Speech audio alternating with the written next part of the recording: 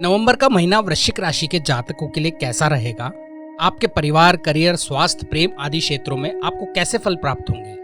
आज हम यहाँ ग्रहों के गोचर और राशि परिवर्तन के आधार पर बात करेंगे।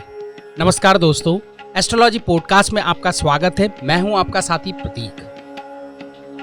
आइए दोस्तों, बात करते हैं सबसे पहले कार्यक्षेत्र को लेकर। कार्यक्षेत्र को लेकर साथियों के करियर के दृष्टिकोण से देखें तो वृश्चिक राशि के जातकों के लिए यह महीना अनुकूल साबित होगा।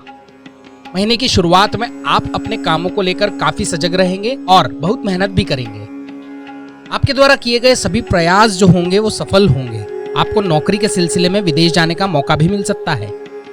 महीने के उत्तरार्ध में जब 16 तारीख को सूर्य देव का गोचर आपके प्रथम भाव में होगा, उस दौरान आप अपने कार्य क्षेत्र में पूर्व में किए गए मेहनत का लाभ प्राप्त करने के अधिकारी बनेंगे। इससे आपको कार्य क्षेत्र में पद और सम्मान की प्राप्ति भी होगी। छठे भाव के स्वामी मंगल महाराज कुंडली में अष्टम भाव में वक्री अवस्था में जैसे ही आएंगे, उतार चढ़ाव आना शुरू होगा।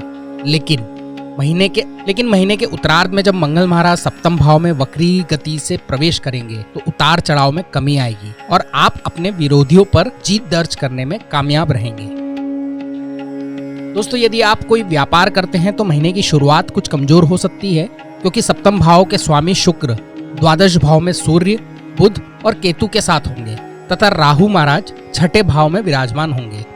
इसके बाद जब 11 तारीख को शुक्र का गोचर प्रथम भाव में होगा और फिर 13 तारीख को बुध आपकी ही राशि में प्रवेश कर देंगे तो व्यापार की स्थिति और अधिक सुधर जाएगी तथा सूर्य देव जी 16 तारीख को प्रथम भाव में आकर सप्तम भाव का पूर्ण दृष्टि से आपको देखेंगे।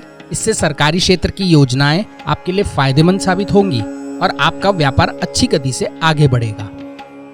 दोस्तों, चैनल को आपने अगर सब्सक्राइब नहीं किया हो तो जरूर सब्सक्राइब करें। आइए साथियों, बात करते हैं आर्थिक स्थिति की। इस महीने आपकी आर्थिक स्थिति कैसी रहेगी? यदि आर्थिक दृष्टि से देखें तो महीने की शुरुआत काफी कमजोर रहने की संभावना है, क्योंकि इस दौरान बुध, शुक्र, केतु और सूर्य आपके द्वादश भाव में होंगे, राहु छठे भाव में और मंगल महाराज वक्री अवस्था में अष्टम भाव में होंगे। यह समय आर्थिक हानि को, विभिन्न प्रकार के खर्चों में बढ़ोतरी की ओर इशारा करता है। इस दौरान आपको अपनी आमदनी को एक समन्वय के साथ खर्च करने पर ध्यान देना होगा। अगर ऐसा आप नहीं करते हैं तो आपके खर्च इतने बढ़ जाएंगे कि आप उनको संभाल नहीं सकेंगे। हालांकि 11 तारीख को शुक्र और फिर 13 तारीख को बुध आपके प्रथम भाव में गोचर करने के बाद खर्चों में कुछ कमी आएगी, जो 16 तारीख को सूर्य के प्रथम भाव में आ जाने के बाद और भी कम हो जाएगी। उसके बाद से आपके हाथ में पैसा रुकने लगेगा और आप उस पैसे का सही तरीके से कहीं निवेश करके उसको कई गुना बढ़ाने में कामयाब हो सकते हैं।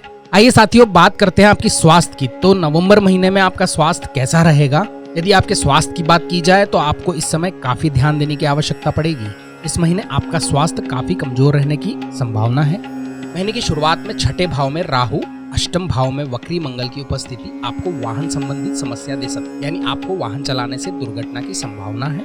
किसी प्रकार की सर्जरी आदि की संभावना या चोट लगने की स्थिति बन सकती है, इसलिए बेहद सावधानी रखें और वाहन सावधानी से ही चलाएं। द्वादश भाव में 4 ग्रहों की उपस्थिति होने की वजह से और उस पर शनि की दृष्टि होने से भी आर्थिक खर्च, मानसिक तनाव बढ़ाएंगे और आपका स्वास्थ्य भी गड़बड़ा सकता है। लेकिन महीने का उत्तरार्ध अपेक्षाकृत अनुकूल रहेगा, क्योंकि इस दौरान बुध, शुक्र और सूर्य के प्रथम भाव में आ जाने से मंगल महाराज सप्तम भाव में वक्री अवस्था में प्रवेश करेंगे, जो फिर से एक बार स्वास्थ्य को पीड़ित कर सकता है। तो साथियों, इस महीने आपको स्वास्थ्य को लेकर विशेष ध्यान रखना ही होगा। साथियों, बात करते हैं प्रेम संबंधित मामलों की।